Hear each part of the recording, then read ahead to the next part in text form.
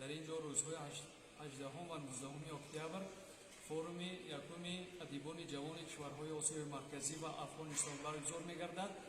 ما حالا در مهمانخانه‌ای که برای ادیبان ازبکستان از طرف پرزیدنت کشور در سال گذشته بسیار با طرح زیبا ساخته شده است قرار داریم و در فوروم امروزه از کشورهای قزاقستان، قرقیزستان، تاجیکستان، ازبکستان، ترکمنستان و همچنین نمایندگان افغانستان قرار دارد و درباره ما حالا یکی از جوانان فعال کشور افغانستان رهنای شیرزاد قرار دارد و از ایشان خواهش میکنیم که چند شعرشان را برای ما قرائت کنند. مرحمت کنید. سلام بر شما، سلام بر مردم شریف تاجیکستان. رهنای شیرزاد هستم از کشور افغانستان.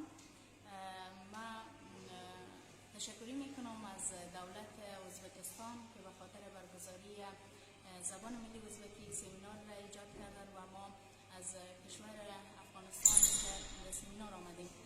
بر من جای بسیار افتخار است که با یک تعداد از دوستای خارجی ما اینجا آمدیم، برگزار میکنیم سمینار و صحبت میکنیم و شعرخوانی میکنیم. بر من جای افتخار است.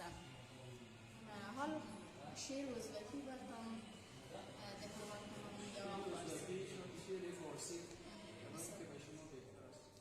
درست است. خیر نخست یک شعر ازبکی و شما دکلمات میکنم و بعد شعر فارسی.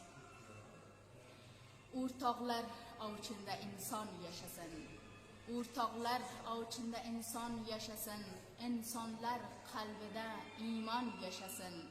Hayotining bezaga muhabbat yurur, hayotining bezaga muhabbat yurur, muhabbat beshiga irfon yashasin.